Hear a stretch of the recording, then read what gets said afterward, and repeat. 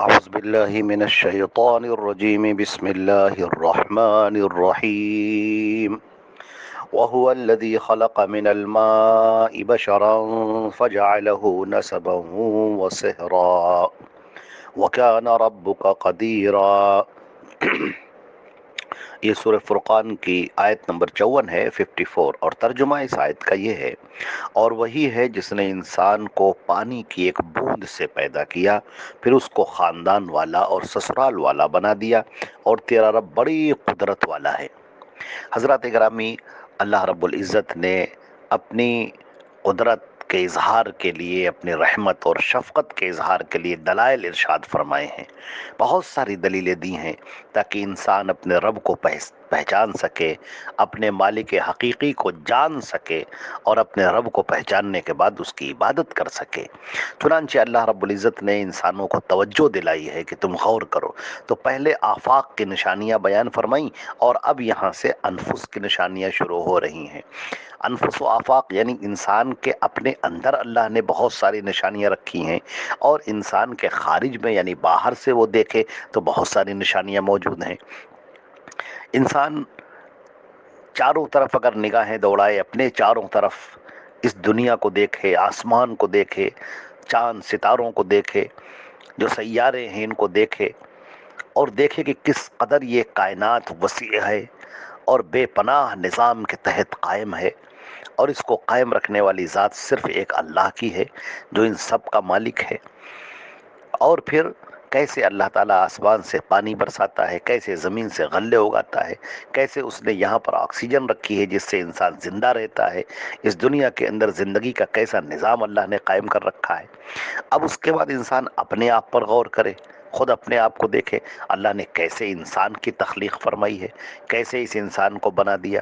ایک پانی کے قطرے سے انسان کا وجود ہوتا ہے، انسان وجود میں آتا ہے پانی کے ایک قطرے سے۔ پھر یہ بھی دیکھیے کہ یہاں پر دو صنف پیدا فرمائی، عورت کی اور مرد کی۔ مرد کی اپنی ایک الگ اس کا ڈھانچہ ہے، اس کی اپنے الگ طبیعت ہے، فطرت ہے، اس کی اپنی ایک الگ اس کے خیالات ہیں، اس کے احساسات ہیں، اس کے جذبات ہیں۔ اور اسی طرح ایک عورت ہے، عورت کی تخلیق کس طرح سے ہے، آپ دیکھیں کہ اس کا جو اسٹرکچر ہے، اس کا جو ڈھانچہ ہے، وہ ایک الگ ہے جو مرد سے بالکل الگ ہے۔ پھر عورت کے جذبات، عورت کے احساسات، عورت کے اندر لطافت، نزاکت، کشش، یہ ایک الگ چیز ہے۔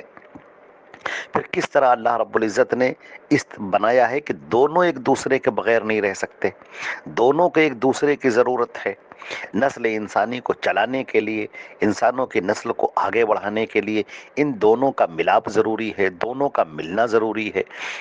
اکیلے تنہا کوئی معنی نہیں رکھتا، عورت اکیلے کوئی معنی نہیں رکھتی، مرد اکیلے کوئی معنی نہیں رکھتا، دونوں کے ملاپ سے نسل انسانی وجود میں آتی ہے۔ اور اس کے بعد اللہ نے بڑی لطافت کے ساتھ یہاں پر فرمایا ہے کہ اللہ نے تمہارے لیے رشتے بنا دیے ہیں، یہ رشتے اللہ نے بنائے ہیں۔ ان رشتوں کے اندر جو فطری محبت ہے وہ اللہ نے رکھی ہے، باپ کا رشتہ ہے، ماں کا رشتہ ہے، بھائی کا ہے، بہن کا ہے، خالہ ہے، خالو ہیں، پھوپھی ہیں، پھوپھا ہے، چچا ہے، چاچی ہیں، ممانی ہیں، ماموں ہیں، بے شمار رشتے ہیں جو اور سسرالی رشتے دار ہیں۔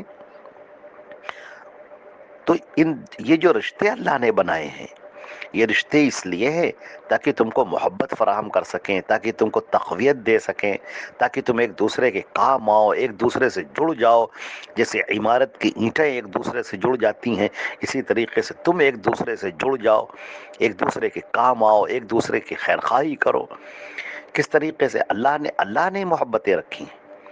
اور پھر اللہ کے پیارے رسول صلی اللہ علیہ وسلم نے ان رشتہ داریوں کو نبھانے کا حکم دیا ہے کہ رشتہ داری کو توڑو نہیں، رشتہ داری کو جوڑو۔ رشتہ داروں کی طرف سے اگر تمہیں تکلیف بھی پہنچے تو اس پر صبر کر لو، اللہ تمہیں اس کا اجر دے گا۔ رشتہ دار اگر تمہارے ساتھ اچھا سلوک نہیں کرتے ہیں تو تم اللہ کے لیے ان کے ساتھ اچھا سلوک کرو، اس کا بدلہ رشتہ داروں سے نہیں، اس کا بدلہ اللہ کے ہاں سے پاؤ گے۔ نبی کریم صلی اللہ علیہ وسلم نے فرمایا جو یہ چاہتا ہو کہ اس کے عمر میں برکت دے دی جائے، اس کے رزق میں خوب کشادگی دے دی جائے، فلیصل رحمہ، تو وہ اپنے رشتہ داروں کو جوڑے، رشتہ داروں کا خیال رکھے۔ رشتہ داروں میں کون پریشان حال ہے، کون ضرورت مند ہے، کون بیمار ہے، کس کو پیسوں کی ضرورت ہے، کس کے لیے دوڑ بھاگ کی ضرورت ہے، کس کو تسلی کی ضرورت ہے، یہ آپ کے اوپر لازم کیا ہے اللہ رب العزت نے۔ اگر آپ مومن ہیں، اللہ اور اس کے رسول پر ایمان رکھتے ہیں، تو پھر اللہ کی رضا چاہتے ہیں، تو پھر اپنے رشتہ داروں کا خیال رکھیں۔ یہ نہ کہیں کہ فلاں مجھے مانتا ہے تو ہم بھی مانتے ہیں، فلاں نہیں مانتا تو ہم بھی نہیں مانتے، نہیں۔ تو اللہ رب العزت نے کس طریقے سے انسان کا نسب بنایا ہے اور انسان کے سسرالی رشتہ دار بنائے۔ یہاں پر دو لفظ استعمال ہوئے، ایک نسب کا اور ایک سحر کا۔ عام طور سے نسب کہتے ہیں جو مرد کے طرف کے رشتہ دار ہوتے ہیں، ان کو نسب سے تعبیر کیا جاتا ہے، جو سحر کہتے ہیں جو سسرالی رشتہ دار ہوتے ہیں۔ تو یہاں پر اللہ رب العزت نے ان دونوں کا ذکر فرمایا ہے تاکہ یہ پتا چلے کہ عورت اور مرد، ان دونوں کے ملنے سے ہی، ان دونوں کا آپس میں ملنا، ذہن کا ملنا، دل کا ملنا، ان کے ملنے سے ہی نسل انسانی آگے بڑھتی ہے، معاشرہ عمدہ ہوتا ہے، گھر اچھا ہوتا ہے، خاندان اچھا ہوتا ہے، دونوں ایک دوسرے کا خیال رکھنے والے ہوں، دونوں ایک دوسرے کی فکر کرنے والے ہوں۔ اللہ رب العزت نے دونوں کو لباس قرار دیا ہے کہ تم دونوں ایک دوسرے کے لباس ہو۔ جیسے لباس کے بغیر انسان نہیں رہتا، ننگا ننگا انسان گھومے گا تو وہ حیوانیت کی سطح پر آ جائے گا، انسانیت کے معیار سے نیچے گر جائے گا۔ تو دونوں ایک دوسرے کے رازدار ہو، دونوں ایک دوسرے کو پورا کرنے والے ہو، دونوں ایک دوسرے کو مکمل کرنے والے ہو، ایک دوسرے کے بغیر دونوں ادھورے ہیں۔ اللہ رب العزت نے یہ انسانی جو رشتے بنائے، ناطے بنائے، اس کے اوپر غور کرنے کی ضرورت ہے اور اللہ کا شکر ادا کرنے کی ضرورت ہے۔ اور اللہ نے ان رشتہ داروں کے بارے میں جو احکامات دیے ہیں، ان احکامات کو بجا لانے کی ضرورت ہے۔ اب کس طریقے سے آپ غور فرمائیں گے؟ آپ دیکھیں، اللہ رب العزت کی قدرت کو دیکھیں، اللہ کے اس نظام کو دیکھیں، اللہ کی اس پیدا کی ہوئی محبتوں کو دیکھیں۔ اللہ کے اس پورے نظام کو جب آپ دیکھیں گے تو اللہ رب العزت کی الوہیت آپ کے دل کے اندر بیٹھ جائے گی کہ جس نے ہمارے لیے سب کچھ کیا ہے، جو ہمارا مالک ہے، جو ہمارا خالق ہے، جو ایک اللہ ہے جس نے ہمارے لیے سب کچھ کیا ہے، ہم اس کے کتنے احکامات توڑ رہے ہیں، ہم کس قدر ناشکرے ہیں، ہم کس قدر اللہ کی رضا سے دور بھاگنے والے ہیں۔ اس نے جو احکامات دیے ہیں، ہم ان احکامات کی پرواہ نہیں کرتے، اور پروردگار ہمارے لیے ہماری کتنی پرواہ کرتا ہے۔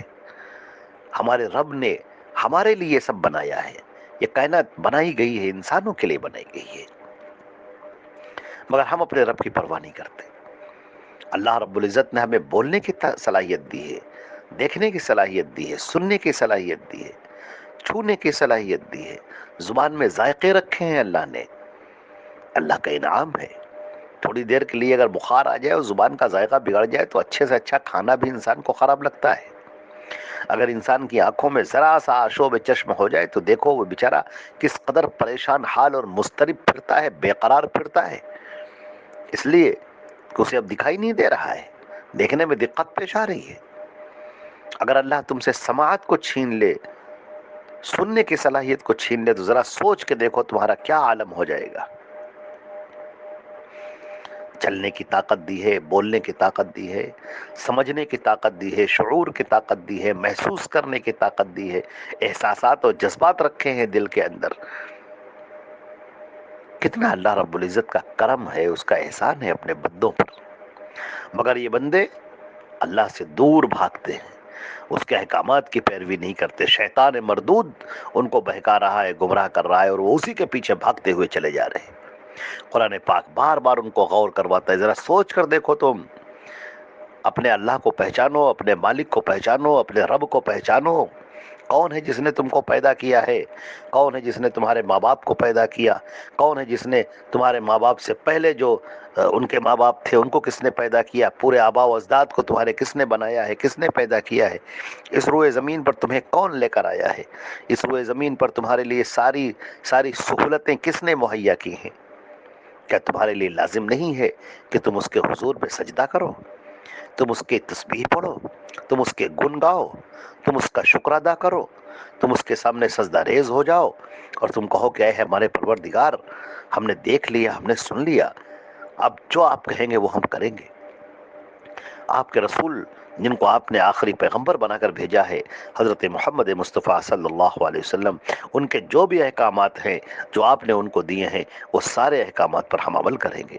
اے پروردگار، جہاں کوتاہی ہو جائے تو معاف فرما دے۔ کیا ہمارا لازمی یہ فریضہ نہیں ہے کہ ہم اپنے اللہ رب العزت کو پہچانیں اور اپنے اللہ رب العزت کی عبادت کریں، اور پھر اس کی عبادت میں کسی کو شریک نہ کرے؟ وحدہ لا شریک لہ، وہ ذات تنہا ایک اللہ کی ہے، پھر وہی عبادت کے لائق ہے۔ اس کی عبادت میں کسی کو شریک نہ کرو۔ اللہ نے فرمایا کہ من عمل عملا اشرک فیہ معی غیری ترکتہ شرکہ۔ اگر کوئی آدمی عمل کرتا ہے اور اس عمل کرنے کے ساتھ اس نے کسی اور کو بھی شریک کر لیا اسے عمل میں، تو اللہ تعالیٰ فرماتا ہے کہ میں اس کو اور اس کے عمل کو چھوڑ دیتا ہوں۔ یعنی مجھے کوئی ضرورت نہیں ہے ایسے عمل کی، ایسے سجدوں کی مجھے کوئی ضرورت نہیں ہے کہ تم میرے لیے بھی سجدہ کر رہے ہو اور غیروں کے لیے بھی سجدہ کر رہے ہو۔ وہاں بھی گئے اپنے سر کو جھکایا اور یہاں بھی آ رہے ہو میرے سامنے سجدہ کر رہے ہو۔ ہمیں ایسی سجدے کی کوئی ضرورت نہیں۔ جب یہ سجدہ خالص تمہارا میرے لیے ہو جائے، جب تمہارے دل میں میرے علاوہ کوئی اور نہ ہو، جب تمہاری زبان صرف میری تسبیحات پڑھے، میری زمزمے بیان کرے، میرے شکر ادا کرے، مجھ سے استغفار طلب کرے، اپنی تمام ضرورتیں مجھ سے مانگے، تب تم صحیح معنی میں اللہ کے بندے ہو، تب تم صحیح معنی میں اللہ کی رضا پانے والے ہو، تب تم توحید کے راستے پر چلنے والے ہو اور اللہ کی جنت میں داخل ہونے والے ہو۔ لیکن اگر تم نے یہ نہ کیا، تم نے اللہ کی عبادت کے جو بھی مظاہر ہیں، عبادت کے جو بھی مظاہر ہیں اللہ کے، اللہ کا نام لے کر پکارنا یہ بھی عبادت ہے، اللہ سے دعائیں کرنا یہ بھی عبادت ہے، اللہ سے التجا کرنا، فریاد کرنا، مانگنا، بے قرار ہو کر اسے آواز دینا، یہ سب عبادت ہے۔ نظر و نیاز کرنا، قربانی کرنا، طواف کرنا، یہ سب عبادت ہے۔ سجدہ کرنا، رکوع کرنا، یہ سب عبادت ہے۔ اب اگر اللہ کے علاوہ تم کسی اور کے لیے یہ کر رہے ہو تو یہ شرک ہے۔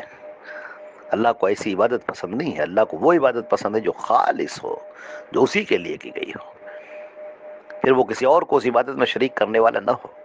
جب وہ تڑپ کر اور بے قرار ہو کر اپنی پریشانیوں میں آواز دیتا ہے اللہ رب العزت کو، تو اللہ کو پسند یہ ہے کہ پھر وہ صرف مجھی پر بھروسہ کرے، مجھی سے مانگے، پھر کسی اور کو طلب نہ کرے، کسی اور سے نہ مانگے، کسی اور سے نہ فریاد کرے۔